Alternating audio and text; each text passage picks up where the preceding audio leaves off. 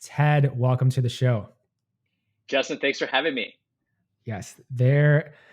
I'm so excited to talk about WorkRamp because of what you inherently do as a learning platform and LMS. I want to know how this all got started though, because I want people to have that context as well, Ted. Yeah, for sure. So my co-founder Arsh and I used to work at Box together. So we got to see kind of one of the first generation enterprise SaaS companies come up back in 2011.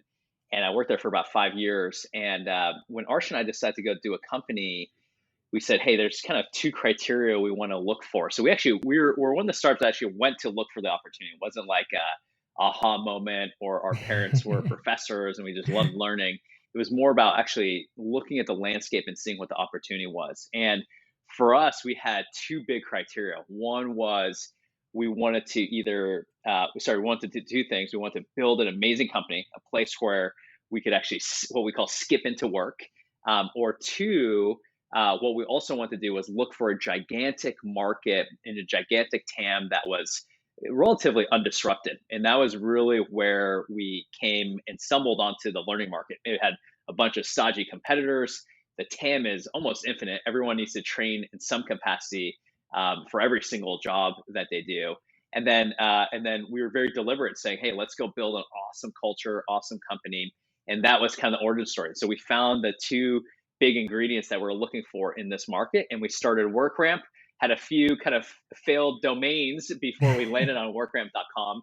But happy we found that one, and everything was off to the races from there. Okay, knowing that, I have to ask, what was the first iteration? And I want to talk through the evolution a little bit of WorkRamp, but that was obviously 2015 roughly.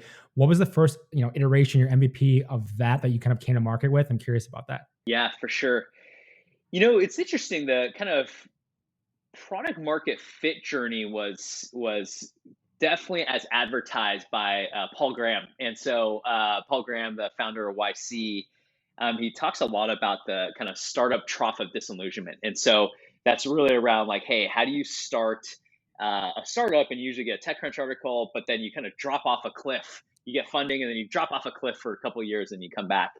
And for us, our iterations were interesting in the beginning. We were always kind of on target. I remember a recent company event. I actually went and found a screenshot from my wall, my home office, that said, hey, what our vision was. And it's roughly the same vision from the start, but the journey there was really hard. So when we started, we were building training software in those early iterations. The thing that we kind of screwed up on was we didn't know who we were building the software for. And so that was the hardest part for us. So in the early days, the good thing was there's a lot of tech in our space, a lot of software features in our category. And so the Yeah. good thing was we're building a lot of stuff that we now use today, but we just didn't know how to bring that to market and to who to bring that to. So for example, in the early days, one afternoon I'd be selling to a nursing home in New Hampshire, a biking tourist company in Ecuador, all the way to a high-tech sales team here in San Francisco. So we were just all over the place, all over the map with our features and what we were building. But then over time, we really got what I even call go-to-market fit, and our product came alongside that. And now that's kind of what landed us into the current iteration of WorkRamp, which is essentially an all-in-one new generation learning management system. Yeah, let's talk a little more about that now, the current version of what you guys offer to people. So with that learning management system, I know you offer to not only like the employers, but also like managing customers and stuff for that as well. Like, tell me through what kind of an overview of what you guys are doing today. Yeah, for sure. Great question. So I'll take one step back real quick about the macro trends, and I'll jump into what we're doing today. So macro trends we see on the market. One is every company really, because of COVID, accelerated their digital transformation needs. So they all changed their business models, all start Yep. hiring different types of people. Everyone was essentially upended by COVID, right? Two is because of that digital transformation, huge talent crunch. Hiring is almost impossible. Retaining people is very hard, as you know, probably the Great Resignation, right? And then three is really making sure every company now has to have a remote work strategy. Doesn't mean you Yeah. have to be fully remote, but it means you have to have a strategy around remote work. And so the confluence of those three things parlay into what we're doing on the market, which is essentially an all-in-one learning platform. And so we saw a world over the next decade where companies don't want to have 5, 7 different and disparate learning systems, one for their customers, one for their partners, one for HR, one for your sales and go to market team. A CFO would say, hey, I don't even know what this category is. Why am I going to spend on 4 to 5 of these systems in my environment? And so what we do is we build a fundamental learning layer for companies. We call it the all-in-one LMS, and we allow people to create essentially uh, centers of learning excellence. And those centers allow basically learning to be pervasive within the company, everyone to share content with each other, everyone to be able to push that learning culture, and then being able to see all the data and all the impact in one place. And so that's what we built today, is basically a multi-pronged platform to serve these all-in-one learning needs. With that and all of the different, kind of use cases I imagine that companies can use with this, and there's some massive companies using WorkRamp out there. You can look on the website. There's a bunch of them. But what are you seeing as kind of those top use cases that companies are finding the most value from, ones they're kind of focusing on? I'm curious on some of that side of things too. Yeah, one kind of back to that product market fit question or discussion earlier is um, something we learned in YC was talking about, hey, you have to make sure you build something people want. That's kind of the mantra of YC. I don't know if you've seen those T-shirts. I have a T-shirt upstairs Yep. with that. It says make something people want. And one thing we realize is you have to follow the trajectory of a company to know what a company wants in each stage of its growth. And that's actually how we sell and how we built our product. So I'll give you a great example. So when a company gets to roughly about 75, 100 people, the thing they care the most about from a training perspective is actually sales and go to market. They say, hey, look, we have to make money. We need to make sure these people are trained well. That's Yep. usually the first place you put money into. And so you say, hey, I'm going to put money into my go to market teams. I need to make them efficient. So that's usually a great entry point for software providers like us. So we help onboard, train, certify, make sure their go to market teams are very effective. Then you think about your next phase of how a company evolves is, hey, now I've sold stuff and now I have customers, maybe even some partners, and I have to make them successful. Usually the employee size is, let's call it 200, 250 people. The company say, hey, how do I onboard our customers more effectively? How do I educate them on our services? And that's really when you get into customer partner education. And so we have a product there that serves that. And then as a company evolves, they have, hey, sales down, they have their customers down. Then it comes down to them building essentially what Reid Hoffman calls kind of a tribe and village. I think a village and then a tribe, and then goes into basically a city. And over time, when you get to 500, 750 people, you start really caring about talent retention, overall skills training, promotions. And so that's really when HR takes over. And so that's kind of the third big audience is, hey, the HR, the talent teams, how to use learning as a extremely effective weapon to be able to retain talent and attract talent, and make sure that talent is very successful. And that's really where we come in with our platform on the HR and talent side. So those are the three big audiences really tracking the evolution of the company. But we learned that kind of through our own evolution, as we kind of watched how companies evolved, and they kept asking us as they grew for more and more, and that's what we really built along side.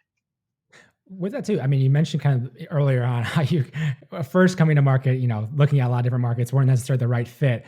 But now, as you kind of have a more of a feel for it, how do you look at the differences, or what differences do you see in terms of geographies and different types of, obviously there's companies the same size, but it could be cultural differences, like anything on that you're seeing from a training, learning side of things too? Yeah, that's a good question. So it's interesting as I kind of talked about at the top of the call when we chose the market. What's really cool is everybody needs to train. It could be your Uber Yep. driver, a chef in the kitchen, to an engineer at General Electric. Everyone needs to train. And I think everyone has started to realize that that's one of the highest leverage points you can do for your team. And I think for us, really what we had to focus on is the TAM is so big, but we want to look for a little bit more uniformity of what was repeatable to start. So I'll give you a great example. So we have a lot of business here in North America, We're starting to see a lot of growth in Europe and Australia, but we aren't aren't jumping into those territories right away just because we see traction. We want to make sure our product is really nailed down for its core use cases before we kind of jump. And you could jump prematurely into those markets. And that's the same thing that applies to verticals too, right? You want to look at spaces to start where the need is the strongest, and that's usually the knowledge worker side of the house. So think of the knowledge workers who need to have very highly honed skills to do their jobs effectively. And so for us, this is more of a us thing. For the startup environment, it's really about, hey, how do you do something very, very well before kind of spreading your tentacles into other areas? And so we've kind of just focused, and we've seen that, hey, with focus, we will see the most growth, and then over time get into those other markets. So back to your original question is, I actually think that demand is everywhere. Yep. And there's actually not a huge differentiation, especially because our market is so big. But it's really about the company addressing that demand, us making sure we focus and grow into that demand correctly. And so that's a great question overall. Though I haven't been asked that recently, but that's kind of how we're viewing the world: is, hey, perfect your craft, and then spread out once you're actually truly ready to scale. Going from 2015, you launch and you have this idea, you're finding this market, it's a massive TAM, as you mentioned, and a lot of different ways to go about that. But what has fueled your growth in the last 6 years? I mean, you recently raised Series B. I saw, raised 20 something million dollars. Like, what has fueled the growth? Why has WorkRamp been able to make it? Because there has been some other companies out there, other options, people had for it. I know you mentioned a few, like kind of, it was all kind of disparate a little bit, but what do you think helped to fuel that growth over the last, 5 or 6 years? Yeah, for sure. It's really funny. So our growth really kicked into high gear in 2018. And so before that, I like to say we're actually only 3 years old, but we're technically 6 years old. Before that, I even had this presentation internally. It's called the Wandering the Desert Years, and we talked a little about that, but it was like we didn't know what we were doing, and so there wasn't much growth. I'll admit that there wasn't much growth in those early Yeah. years. But 2018 and on, that was really when we saw the hyper growth, and I think we made a really good bet that year to go with a platform based approach. And because we were one of the few providers that bet that the market would consolidate rather than bifurcate into many different learning applications. And so there's actually the trend at that time, and Peter Thiel always talks about, is like, hey, you actually need to go against the common trends to actually be successful. The trend in that 2010 through 2020 period was actually to go point of kind of, let's call it best of breed solutions, go niche, go very specialized. And everyone was kind of doing that in the learning category. We said, you know what? I don't think that's going to be what the future is like. We think this is going to consolidate to a platform, because all the benefits of the platform are shared content, shared resources, shared people. Just made a ton of sense. Shared costs. And so for us, that was what propelled our growth. And we had to have our product strategy match that. And so in that 2018 time period, that was when we invested heavily in R&D, for example, to build our second major product, which is our customer and partner training product. So we had an internal product we started with, and then we spent a ton of time on R&D building a best-in-class external and customer-facing product. And then we also then added what we call the marketplace recently as well, so that clients can pull content or templates off the shelf as well to basically integrate into their environment. And so back to your original question, that was the big bet that we made, and it's really starting to pay off now, because that is where we believe the world is heading. And that's what has fueled our growth, is making that decision about 3 years ahead of time to really fuel that growth today. We need to unpack that. We can't just let that slide. So okay, because the thing is, like, we hear this, startup founders hear this going against the grain. Same with investors. We hear, you're not going to be, if you're going the same as everyone else, you're not going to have those big upsides, those big bets. Like, you have to be contrarian in some ways. But going from that decision then in 2017, there's like 2018 made the switch. But like, what was it about your team, or what you saw, or talking to, other people in the market, your customers were saying, investors were telling you, anything about that like helped form and guide the decision to give you enough confidence to then go against the grain in 2018?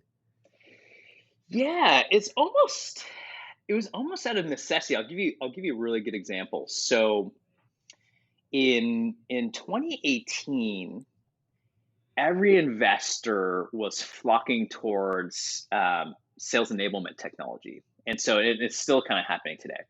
So and every investor we talked to would say, "Hey, go after this market. Sales technology. It's hot." And you've seen all this money dumped into that category. You've seen the likes of HighSpot, Seismic, Showpad. You have up and coming providers like People AI. But anyways, just a ton of money flocking there. And when we looked at that, we said, "Look, can we even keep up with that? Even if I did my best job fundraising, could you keep up with those other 10 founders that are 3 years ahead of you?" Right. And so the answer, when you look at it that way, is like, hey, the trend is heading that way, but you probably can't even catch up to that. So why go with the same strategy that everyone else is going with? And so then we said, all right, if we're not going to go with that strategy, where is their opportunity? Where is the money not going yet? So we were actually almost in a follow the money approach. And we said, you know what? Money is not going into VC money is not going into kind of traditional learning software or end-to-end learning software. And then the insight we had on the market is that you can actually build that software good enough that you can actually still satisfy the sales use cases. You could still satisfy the CS use cases as essentially a module or a key part of that all-in-one platform. And so what we did was we did not follow the money. We went where the money was not going. And then we said, hey, then what's our product insight that can still help us with that growth? And so the combination of those two things led us into this all-in-one vision that still has a strong sales enablement piece, but also does all these other things for a company on the learning side. Yeah, I appreciate you sharing that, because I think it is hard for founders to take that leap when they don't know. No one knows what's going to work. Actually, you have an idea, you have an educated guess based on data you see. Obviously, talking to people and having that, but you have to predict the future in some ways and hope that you're right. So then build it to make sure you are right. And going back to the piece too, and the content you mentioned, some templates and things you make for people as well to kind of help them along the way with that. Talk to me more about even like the micro content versus a little bit longer trainings, like how that goes with companies, what you're finding works on that side of things. I'd be curious to know more. Yeah, I think we're seeing a big trend and it's actually just following a lot of the social trends. I don't know if you're a TikTok user yourself. We're thinking about Yeah, it. we'll keep that off the record. But Yes. what you'll see is we have so many consumers, what we call learners, that are millennials that like to have very short attention spans when they're getting things outside of their day job, like trainings.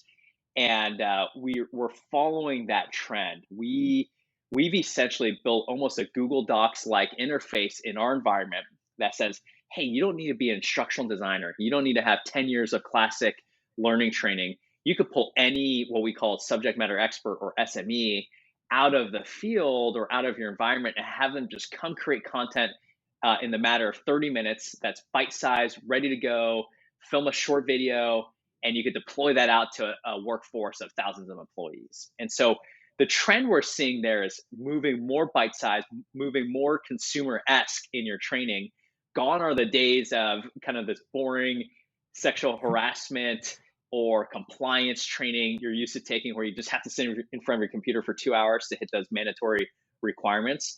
The learners today want that very high gratification, short content, and we build the tools and the templates to allow customers to rapidly deploy that. And so that's one of our secret sauces, is that we tell customers, hey, we're going to make this content engaging. You're going to look awesome as a trainer, and you're going to change the perception of learning within your organizations using software like WorkRamp. So, but again, that's driven by a lot of the consumer needs. And that's what we saw at Box was when I was there in the early days is, hey, a lot of these consumer needs will proliferate your enterprise needs. So you might as well get ahead of it.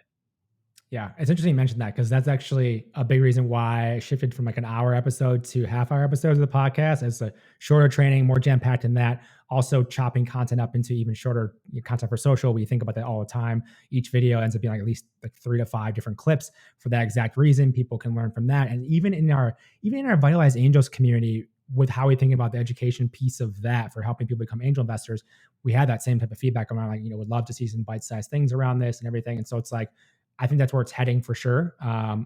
you can see obviously where people have an attention span for really good long form content. Obviously, Joe Rogan, his podcast is 3 hours, so Tim Ferriss, same thing. But that's difficult to pull off. And for most use cases, I imagine having a shorter format, definitely for training and everything, is going to be better, especially in some more boring subjects potentially as Yeah, well. and we were talking about Harry Stebbings just briefly, and it's Yeah. like, think about it, his podcast was named 20 Minute VC, and that's what made it successful. Is you knew you could tune in on a quick 20-minute drive up to the Yep. city and get a quick soundbite, right? And so Yep. being very explicit about that length, you're spot on with that trend. We're trying to do the same thing in our software. I'm curious to, I didn't see this from research. I don't know how, I didn't look maybe not in depth enough, but like from the Dropbox days you have now, obviously looking at companies now, are you in angel investing as well in the companies? No, no, I'm not. I spend my time doing two things: family, just because we had our third kid, and then work. And I try squeezing some exercise in between that too. And so Yeah. I do not spend any time angel investing. Would love to in the future too, but right now I'm trying to keep my attention on my two babies there, which is Yeah. family and then running a startup. Oh, absolutely. I remember just talking to Leo Polovitz at Susa Ventures, and he was like, he's definitely okay with founders doing angel investing as well. And I'm always like, that's got to be so hard to even figure out doing both around that. So I had to ask. I didn't see anything, so I wasn't sure on that. But like, I know for even talking to a number of people who are in companies that work with a lot of different other companies, any B2B company, they get access to seeing a lot of different companies and how they're growing and how they're changing. So it's an opportunity to invest in that side of things. So I was curious about that. But as we kind of wrap things up with here, like, what is kind of the next step where you're taking WorkRamp? I'm really curious. I'm really inspired recently by the, maybe not in the last week or so, but the the success of SaaS companies. You've seen some of the companies that we've been growing up with, like Amplitude, GitLab, WalkMe, all these companies going public this year, and it gives you a lot of confidence for especially companies like us. Hey, those aren't just kind of pipe dreams anymore. That you're on the path to becoming a long-term 50-year plus type company, if you really just kind of stay the course and you don't mess this up, and you keep serving your customers well. And so for us, long term, we talk about this internally. We're building an enduring company, category defining company, and we want to continue doing things like raising venture capital, serving our customers, building more products to make this a long sustaining company. And so the companies I admire right now that we want to shoot for are the companies like Okta, like DocuSign, who have become category owners, who have built essentially platforms with multiple products on them, who have great CEOs at their helm, great employees working for them. And so that's where we want to shoot for. We're in the early stages of that, but we want to continue shooting for being basically a cloud-defining company over the long term. And so we're really excited about that vision right now. We're diligently working every day to make sure we achieve that vision. Real quick on that, which maybe not the quickest answer, but I'm curious with that too. Like, what is the biggest challenge or the biggest challenges around to getting to that point? Because obviously you can see your own growth trajectory and where you're going, and it looks like, obviously you're continuing to grow. But for that, like, what do you have to do to be able to actually pull it off? That's a great question. You know, I'll answer in two parts. One is, in they actually are related to each other. To keep doing that, and you obviously work for a venture capital firm, it does come down to growth. You have to make sure your growth is sustainable to get to that level of being a publicly funded company. And so growth is always top of mind. And I adhere to not like the irresponsible growth, like just growing at all costs. Like, you have to have, especially in our market, you have to have very controlled, responsible growth, but you need to make sure those growth rates stay up year over year, almost indefinitely, because that's how you become obviously a venture-backed company and public company. And the thing I always come back to is, what I see a lot on the market is growth at all costs, or growth through growth hacks. And we look at growth through the customer lens. And so whenever I talk to the team about, hey, how can we grow? It's not through like getting some random viral growth hack that no one else has thought of. It's actually more about, hey, what did you hear from customers that they have pain points on that no one has built anything for, or that we can be well positioned to provide that value? And the few times we've seen that extreme growth is when we listened very carefully and built something there and then executed very well. And so back to your original question, it's all about growth, and then growth based off the customer needs and insights that only you as a company get access to because you're serving those customers. And so we're constantly looking for what are those next big growth engines, but really based off of what are our customers telling us that they need, and then building around those. And so that's what we're doing day to day. It's nothing super fancy. But again, back to kind of make something people want. It kind of comes down to that. We're listening to what customers want, and then looking for growth around those solutions. Ted, I know we're out of time. Where's the best place for people to connect with you and also learn more about WorkRamp? Yeah, for sure. Obviously, our website, workramp.com. You can always email me at any time, ted@workramp.com. Super simple there. Awesome. Ted, thank you so much for taking the time to come on the show today. Thanks, Justin.